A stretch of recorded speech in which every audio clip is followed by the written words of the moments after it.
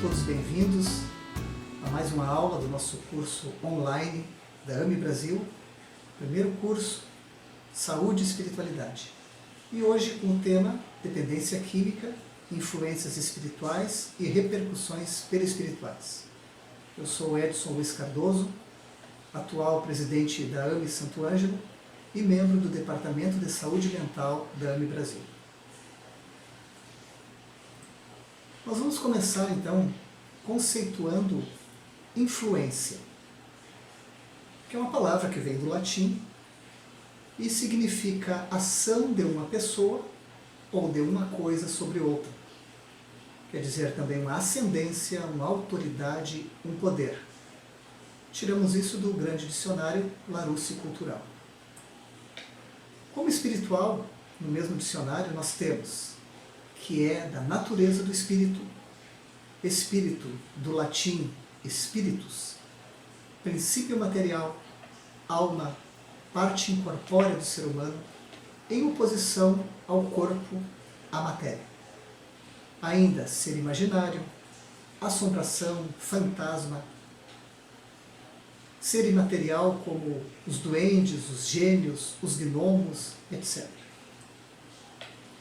E nós já vamos direto então à nossa doutrina espírita, lá no Livro dos Médiuns, capítulo 1, item 1, onde Kardec pergunta: há espíritos?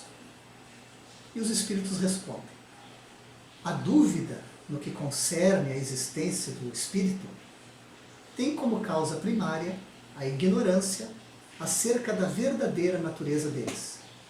Seja qual for a ideia que os espíritos se façam, a crença neles necessariamente se funda na existência de um princípio inteligente fora da matéria. No Livro dos Espíritos, na questão 460, Kardec pergunta: de par com os pensamentos que nos são próprios, outros haverá que nos sejam sugeridos? E os espíritos respondem: vossa alma é um espírito que pensa. Não ignorais que frequentemente muitos pensamentos vos acodem a um tempo sobre o mesmo assunto, e não raro contrário uns aos outros? Pois bem, no conjunto deles estão sempre de mistura os vossos com os nossos. Daí a incerteza em que vos vedes, é que tendes em vós duas ideias a se combaterem. E aqui eu faço já o nosso primeiro link da espiritualidade com a dependência química. Ainda nos bancos acadêmicos, como estudante de medicina, estudando o alcoolismo, o professor naquela ocasião dizia que o alcoolista, o dependente químico, é um ser que tem uma dualidade na sua mente. É um ser ambíguo, onde muitas vezes ele pensa em parar de beber, mas vem o pensamento para beber. O dependente químico parar o uso da droga e vem outro pensamento para ele usar. Então ele vive essa ambiguidade. Só que nos nossos livros acadêmicos não tem porquê disso. Eu fui aprender justamente com a doutrina espírita com esta questão, 460, onde a gente sabe, através dos espíritos nos falando, que existe uma comunhão de pensamentos, onde o nosso pensamento está totalmente envolvido pelo pensamento também dos desencarnados, a influenciar muitas vezes aquele dependente químico que tem o desejo de parar o uso da sua substância de preferência. Só que muitas vezes, ao lembrar dela, ao pensar nela, automaticamente já abre um canal de influenciação e a espiritualidade adentra esse pensamento e começa a confundi-lo. Muitas vezes ele tendo a dúvida se o pensamento é dele ou é do espírito, e muitas vezes ele não sabendo: eu quero parar, eu não quero parar, a vontade é minha ou não é minha. Então ali existe essa comunhão de pensamentos. Na questão 484, Kardec pergunta: os espíritos se afeiçoam de preferência a certas pessoas? E os espíritos respondem: os bons espíritos simpatizam com os homens de bem, ou suscetíveis de se melhorarem, os espíritos inferiores com os homens viciosos, ou que podem tornar-se tais, daí suas afeições como de conformidade dos sentimentos. Mais uma vez, a gente vê a influência espiritual na dependência química, onde o dependente químico, quando ele está numa caminhada de recuperação, está em abstinência, está em oração, fazendo um evangelho no lar, com boas intenções, é muito difícil ele abrir canais de influenciação negativa. E pode muito melhor ser influenciado por aquele canal que ele abriu. E vai ser influenciado pelo seu mentor espiritual, por espíritos superiores que querem ajudá-lo nessa caminhada. Mas muitas vezes, desprevenido, voltando a antigas rodas de amigos, pensando simplesmente no seu vício, ele já está abrindo um canal e novamente ele pode ser influenciado negativamente. Então, nós é que abrimos o canal de influenciação, ou para o bem ou para o mal. Isso é muito frequente na dependência química também. O processo obsessivo. Como é que isso acontece? Nós temos lá, nos bastidores da obsessão, Manuel Filomeno de Miranda, através da psicografia de Edivaldo Pereira Franco. Justapondo-se sutilmente cérebro a cérebro, mente a mente, vontade dominante sobre vontade que se deixa dominar, órgão a órgão, através de perispírito, pelo qual se identifica com o encarnado. A cada sessão feita pelo hospedeiro, mais coercitiva se faz a presença do hóspede, que se torna parasita insidioso.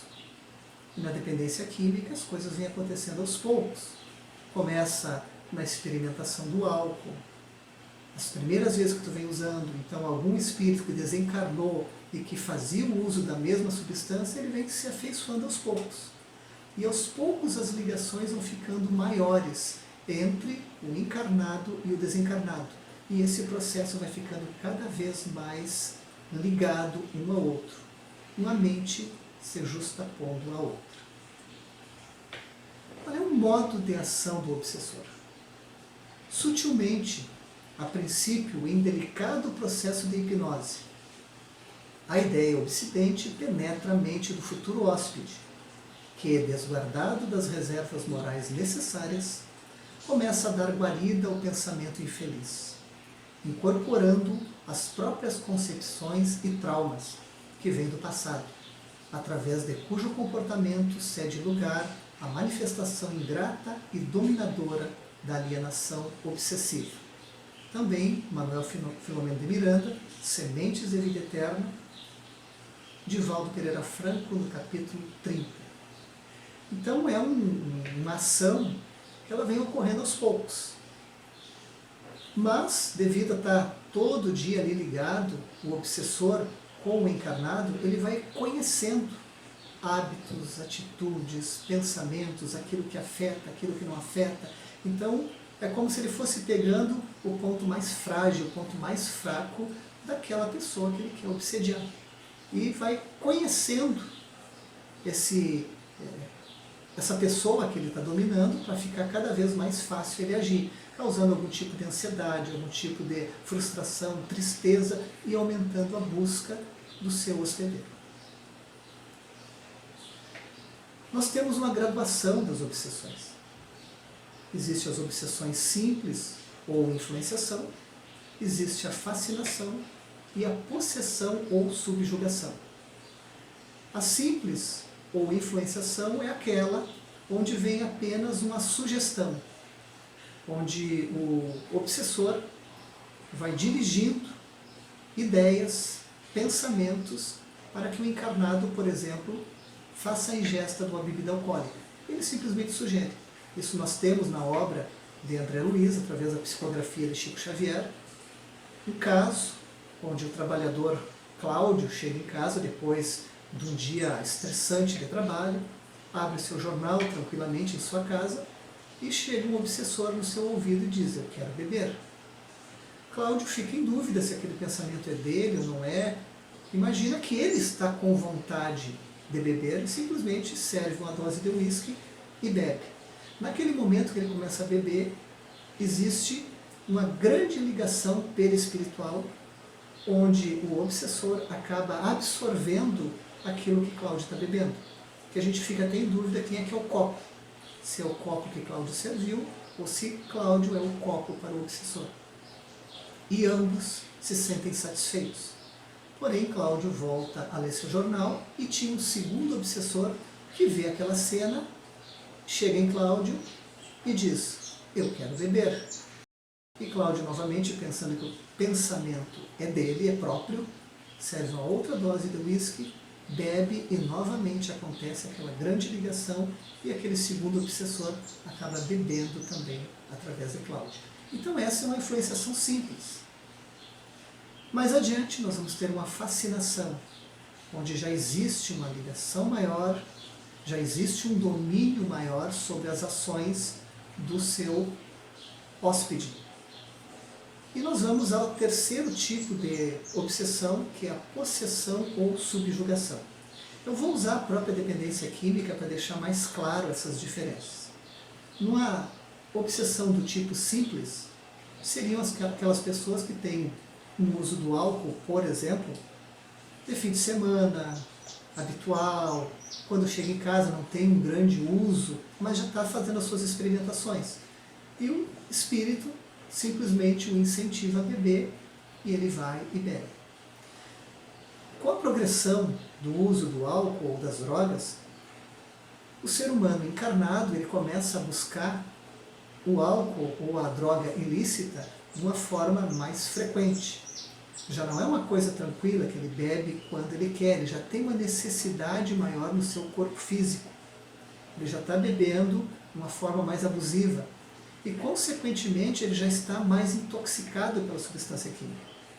E o obsessor está mais ligado a ele, e por ele estar já intoxicado, e nós vamos ver mais adiante como é que isso acontece a nível cerebral, como é que uma pessoa fica mais desguarnecida dos seus limites, do seu controle mental, os espíritos já têm um domínio maior sobre o encarnado, e já fazem dele o que querem. Pior que isso, só a subjugação, onde a pessoa já não está no uso abusivo, e sim numa dependência grande de uma substância, álcool em demasia, o próprio crack, que tem um poder de viciação muito grande, onde ele está totalmente dominado pela substância e totalmente dominado pelos obsessores, a ponto de não ter mais o seu livre-arbítrio, a ponto de roubar dentro de casa. Se tiver que roubar pai, roubar mãe, ele vai roubar. Então ele já não consegue mais ter um controle do seu domínio. Então essa é uma subjugação, que muitas vezes a gente, o médico não espírita, as pessoas não espíritas, acham que esse domínio é simplesmente pela substância. Mas existe o domínio da substância e a subjugação espiritual. Voltamos ao Livro dos Espíritos, na questão 467, onde Kardec questiona: pode o homem eximir-se da influência dos espíritos que procuram arrastá-lo ao mal? E os espíritos respondem: pode, visto que tais espíritos só se apegam aos que pelos seus desejos os chamam, ou aos que pelos seus pensamentos os atraem. Só que na questão da dependência química, isso é bastante grave, porque como nós vimos nas graduações das obsessões, no princípio, na influenciação simples, na fascinação, a pessoa ainda tem uma chance de conseguir sair mais facilmente desse mal que ele está sendo arrastado por uma influência espiritual. Mas é muito complicado quando tem um uso crônico de drogas, o álcool usado em grande quantidade por anos, ou o próprio crack com seu alto poder de influenciação. Então, quando a pessoa está subjugada, é bem complicado ela conseguir sair dessa influência. Renunciam às suas tentativas os espíritos cuja influência a vontade do homem repele? Também no Livro dos Espíritos, questão 468. E os espíritos respondem a Kardec: que querias que fizessem? Quando nada conseguem, abandonam o campo. Entretanto, ficam à espreita de um momento propício, como o gato que tocaia o rato. Então, digamos assim, a pessoa está querendo abandonar o vício, ela se deu conta do fundo de poço que está, ela busca auxílio, começa a frequentar um consultório psiquiátrico, está recebendo tratamento, começa a frequentar o consultório do psicólogo, está frequentando um grupo de autoajuda, a família está se tratando, ele está numa certa caminhada de busca. Fazendo o evangelho, frequentando a sua espiritualidade, pelo menos uma vez por semana, é muito difícil ele ser influenciado negativamente. Não que os espíritos obsessores não estejam ali à volta, porque várias vezes ele já tentou sair do seu vício, mas recaía novamente. Então eles ficam ali tocaiando, esperando o momento certo para atacar de novo. Mas o tempo vai passando. Se passa 1, 2, 3, 6 meses, o desencarnado, viciado, ele não vai ter essa persistência para permanecer influenciando esse antigo hospedeiro. Então ele vai ir para um outro, vai tentar, por quê? Porque tem várias pessoas, infelizmente inconscientes, desavisadas no nosso mundo, para eles influenciarem e se apegarem.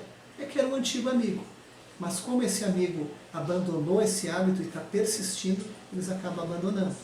Mas em algum momento, se começa a frequentar as mesmas rodas, começa a trazer o mesmo pensamento, vira o pensamento da droga, de novo, desejo, a vontade, eles começam a lembrar, olha, nosso amigo está voltando, está abrindo um canal para nós e nós vamos chegar nele novamente. Então a coisa funciona mais ou menos dessa forma. Agora nós vamos falar um pouco das repercussões sobre o perispírito. Nós vamos usar o livro Da Alma ao Corpo Físico, do Dr. Décio Iandoli Júnior, para nos auxiliar nessa questão perispiritual. O Dr. Décio traz em seu livro que, para facilitar o raciocínio e normatizar a linguagem, alguns conceitos. Primeiro, o conceito de alma. Ele coloca em seu livro, para fins didáticos, que alma é o princípio inteligente individualizado no ser encarnado ou desencarnado, e que perispírito é o que está ao redor dessa alma. O espírito seria o ser duplo, alma mais perispírito. E o homem, o ser triplo, alma mais perispírito mais corpo físico.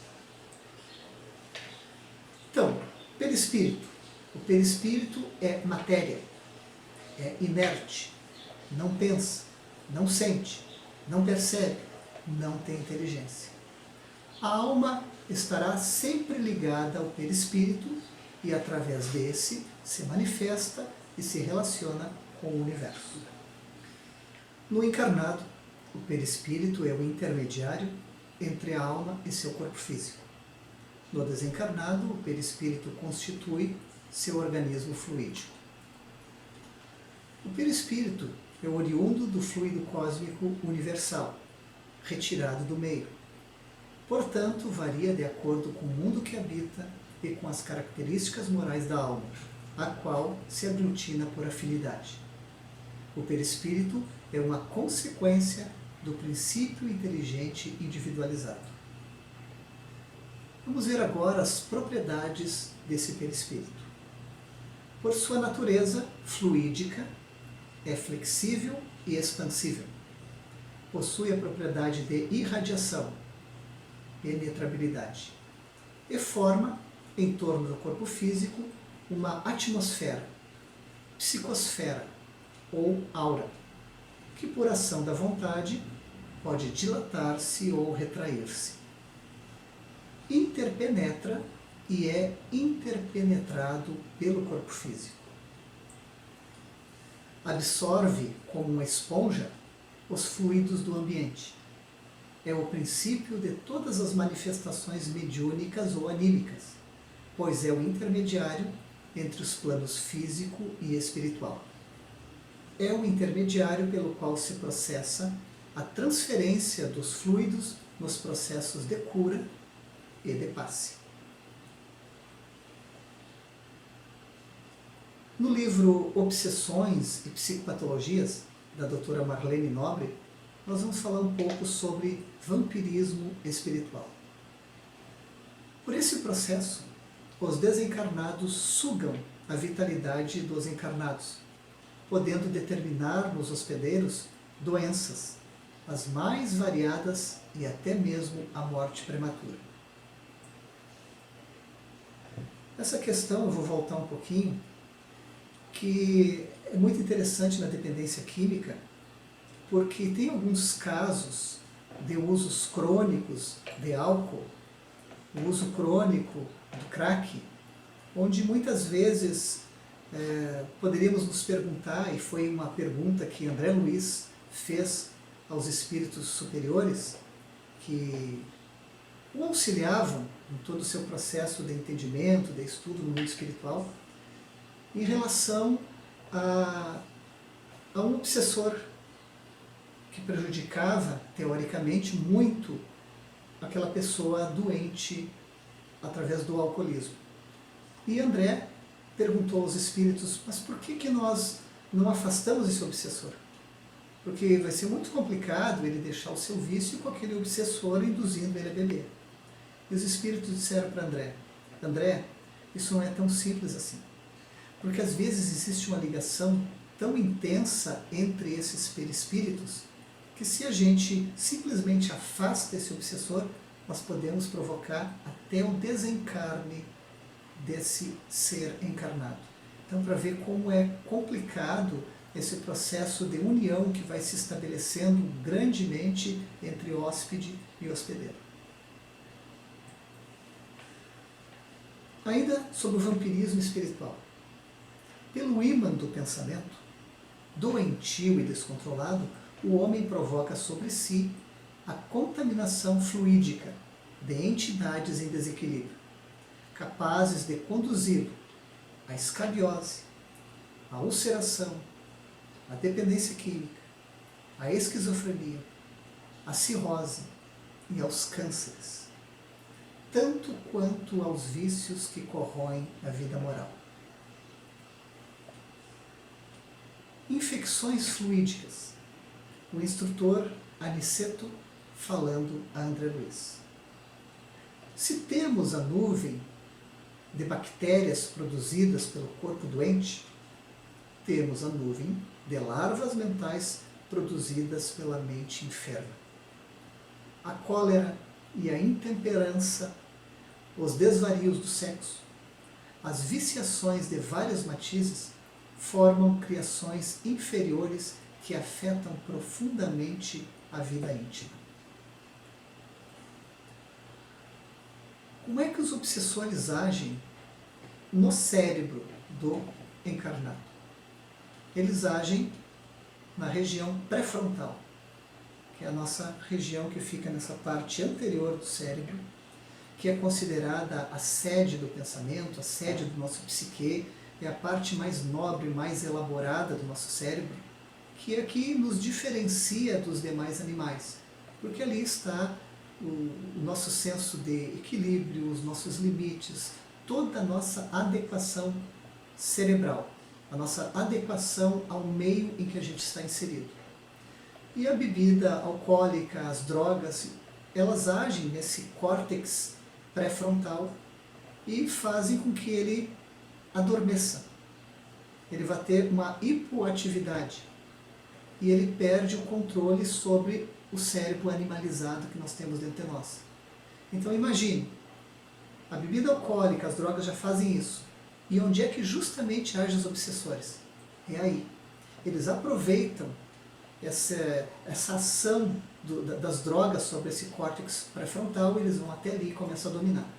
Então eles vão controlando o centro coronário e através desse influenciam o sistema simpático e parasimpático. Esse sistema simpático e parasimpático é um sistema nervoso autônomo, que nós chamamos. E esse sistema nervoso é que coordena, por exemplo, o nosso coração. A gente não precisa mandar o nosso coração bater, ele está batendo uma frequência de entre 60 e 100 vezes por minuto. E a gente não precisa mandar. O nosso estômago, após nós nos alimentarmos, ele lança os seus ácidos para começar a digestão e não precisa a gente mandar. Então o fígado, vesícula, intestino, todos os nossos órgãos, eles respeitam as ações do sistema nervoso autônomo. E é justamente aí também que os obsessores vão atuando e dominando. Assim é possível compreender os casos de possessos que se curavam de doenças físicas, quando os espíritos inferiores eram retirados pela ação curadora de Jesus e dos apóstolos. Ou como atualmente algum médium de cura, como é que ele vai curar? Ele vai afastar os obsessores que estão dominando justamente todos os nossos órgãos internos. Então é um domínio mental, espiritual, mas por agir sobre o sistema simpático e parasimpático, a gente acaba tendo repercussões físicas. Fixação mental. Ansiedade ou fobia, raiva ou vingança, depressão ou vazio, ou qualquer outra grande perturbação interior, abre portas para o domínio obsessor através da fixação mental. Então não é uma tristeza simples, porque isso todos nós temos, ou uma ansiedade normal do dia a dia, é nós ficarmos fixados nessas patologias psicológicas ou psiquiátricas. Ficar depressivo por mais de 14 dias, ficar muito pessimista no dia a dia, ver as coisas sempre de uma forma negativa, então a gente vai abrindo portas muito grandes para uma fixação mental. O pensamento ele acaba não seguindo o fluxo normal, pois ele fica preso a um objeto ou a um ser e acaba sendo modificado pelos obsessores. Então, a não elaboração de um luto, a gente não aceitando, sempre preso nesse luto, abre portas para uma fixação mental. O espírito não se interessa e não se empolga por nenhum outro assunto. Então a gente vai ficando numa monoideia, fixado. Vai ficando preso, às vezes, numa ociosidade, preso na dor ou preso no ódio. E tem pessoas que, infelizmente, desencarnam com essa fixação mental. Quer dizer, não conseguem sair, fracassam nessa tentativa de sair dessa fixação mental. E o que acontece no mundo espiritual? Pode evoluir para o monoideísmo, que é um pensamento fixo nas paixões e sentimentos inferiores, nos vícios, vão sofrendo transformações no psicossoma, quer dizer, mente e corpo, que pode evoluir para a parasita ovoide, ocasionada pela falta de função e retraimento dos órgãos psicossomáticos. Então, de tanto ficar preso, não pensa em outra coisa, a mente vai evoluindo, o corpo vai evoluindo, e no mundo espiritual vai acabar no parasita ovoide.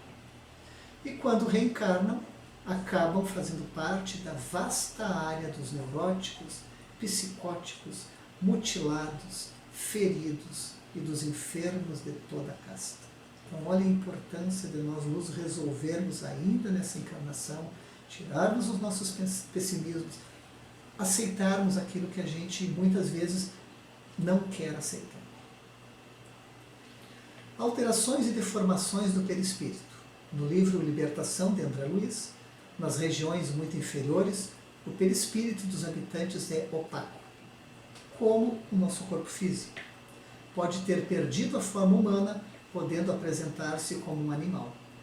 Mais comum é a licantropia, tendo como exemplo o caso da mulher que matou os 4 filhos, mandou matar o marido e depois entregou-se aos prazeres do álcool. E essa mulher conta no livro de André Luiz que ela foi a julgamento. E o juiz, vendo todos os fatos, ouvindo testemunhas, enfim, ele usou um termo para ela que ela parecia uma loba, devido a tudo que ela fez, a atitude que ela tomou. Quando essa mulher desencarnou, o seu sentimento de culpa, a sua mente, a sua consciência culpada, começou a importuná-la de tal forma que ela foi tendo uma transformação no seu corpo físico, porque não saía da cabeça dela as palavras do juiz. Você é uma loba. E ela acabou se transformando numa loba. Então era o que tínhamos para a nossa aula de hoje. Espero que vocês tenham apreciado a mais uma aula que nós trazemos desse nosso projeto EAD, do nosso primeiro curso de Saúde e Espiritualidade da AME Brasil. Um abraço a todos e bons estudos a vocês.